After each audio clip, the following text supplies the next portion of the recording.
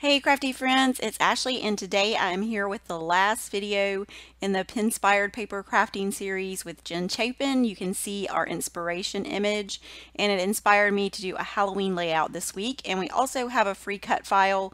I will leave a link in the description box where you can download the cut file. It's in 12 by 12 and 8.5 by 11. So I really liked the little banner that was in the inspiration photo and just some of the orange kind of colors. It just reminded me of Halloween. And we recently took photos of all the kids in their Halloween costumes for this year, and so I wanted to document those. And our middle child is a Harry Potter character, so I went with her photo for this layout. And I wanted to do some mixed media, so I'm just adding some clear gesso to white cardstock.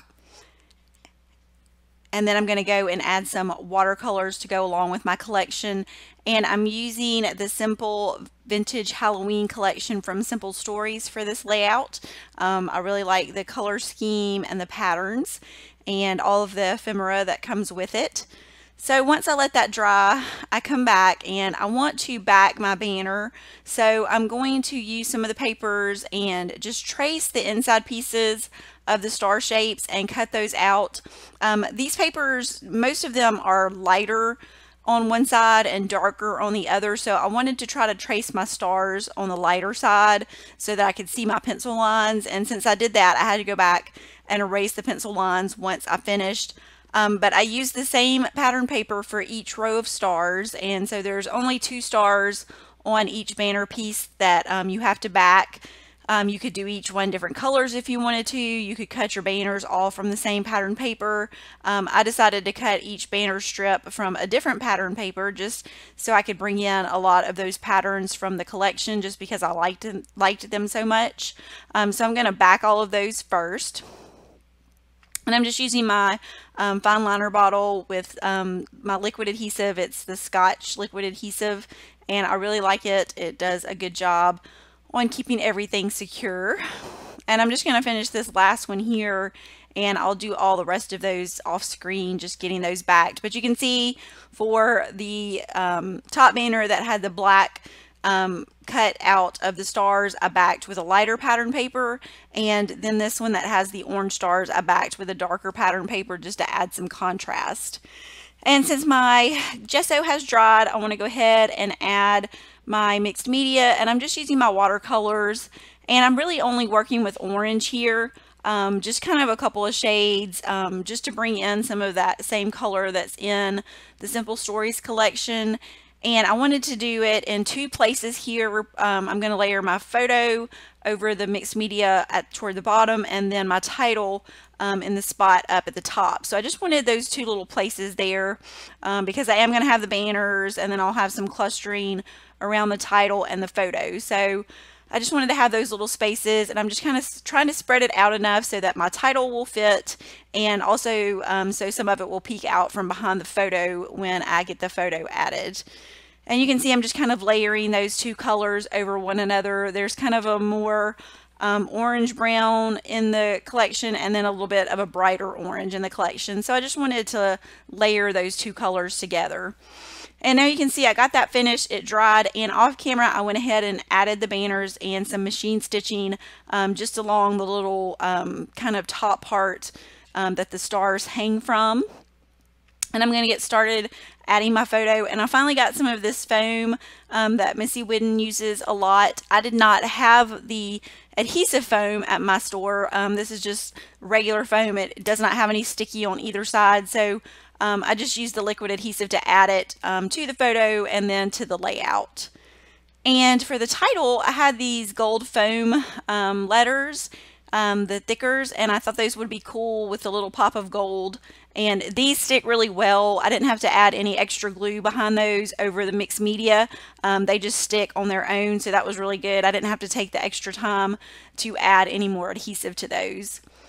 And so now that I have the 2 parts, the 2 main parts of my clusters, I'm going to start embellishing. And I liked this little haunted house that was on that pattern paper.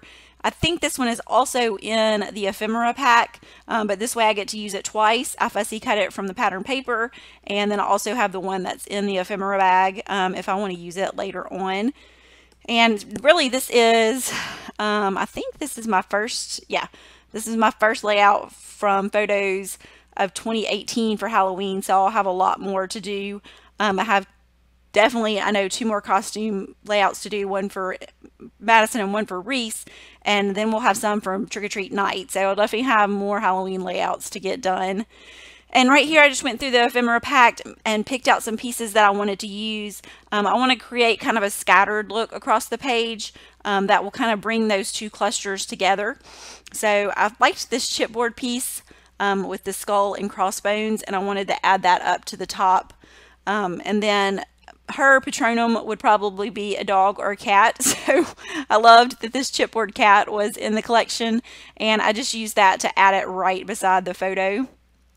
And like I said, most of my embellishments are going to be added in a cluster around the photo and around the title, but I'm going to have some smaller little pieces kind of scattered across the layout like confetti, just to bring those two parts together. And like I said, this is our last layout for the series. Thanks so much for watching all of our videos so far this month. And make sure you check out Jen's video for this week too. I'll also leave a description, or I'm sorry, I'll leave a link to in the description box to Jen's video and to her channel. So I'm just going through those ephemera pieces and seeing what I want to use. I don't use all of those. There are a lot of pieces in that pack, so I definitely have enough left over for other layouts. We haven't done a pumpkin patch this year, so most of these will probably be used for like fall or Halloween themed layouts from this collection. And I do love the bats. The bats are so cute. There are chipboard bats, sticker bats, and ephemera bats. And I think I use one type of each. And they really look cool scattered across the page. For some of the ones that were stickers or the ephemera, I added little pieces of the foam behind there just to pop it up and give it some dimension. And then some I kept flat just to have that variation in the dimension. So I'm just kind of working with those to get them to go diagonally across the page. And you can also find, like I said, you can also find the cut file. I will leave a link to that and you can download it. It is available in 12 by 12 and 8.5 by 11, so whichever format you like to use. And you can get that from the box download. So I keep checking back and forth to see what I want to pick. And I did have kind of a little wrinkle up there at the top for some reason where that mixed media was for my title area. So you'll see me, I keep kind of pressing down on that area to kind of flatten it out. But later on, before I took my photos, I did put some kind of heavy things, some of my acrylic blocks and bottles around the layout to hold it down and flatten it out, and that worked really well. So I'm adding more bats. Like I said, I love the bats. They're really cute. I like that they're all black, so they add a good contrast to the layout. And they really stand out going across the page like that in the center. And I think I end up with a total of 5. I like to use odd numbers of things like that when I'm adding embellishments or putting things in my clusters. It just kind of helps be visually appealing to the eye. And you'll see in just a second, I do add one more right down there at the bottom, kind of under my photo, just to kind of balance all that out. And I am going to apologize in advance. My camera battery did die, but fortunately it was at the end of the video. So you will see I actually finish. It doesn't cut off while I'm working on anything, thank goodness. But the only thing it cut off at the end was when I added my black color shine, and then I added a few, just a few enamel dots, and those were from one of the Keep It Simple collections. I'm not sure which one. I just grabbed the ones that had black out of my basket, but any black little enamel dots would do. I just wanted to add some of those to kind of go along with that kind of confetti look, and I added some in my title and then just kind of threw out the page. So that pretty much finishes. I did also add my date off camera, and that finishes it up. Again, I want to thank you so much for watching this month as we've been sharing these videos. I've had so much fun seeing what Jen has created and using the inspiration images. I'll leave a link to our inspiration image below too. If you like the video, please leave me a thumbs up, and if you are not a subscriber, I would love for you to become a new subscriber. Thanks so much for watching, and I will see you next time.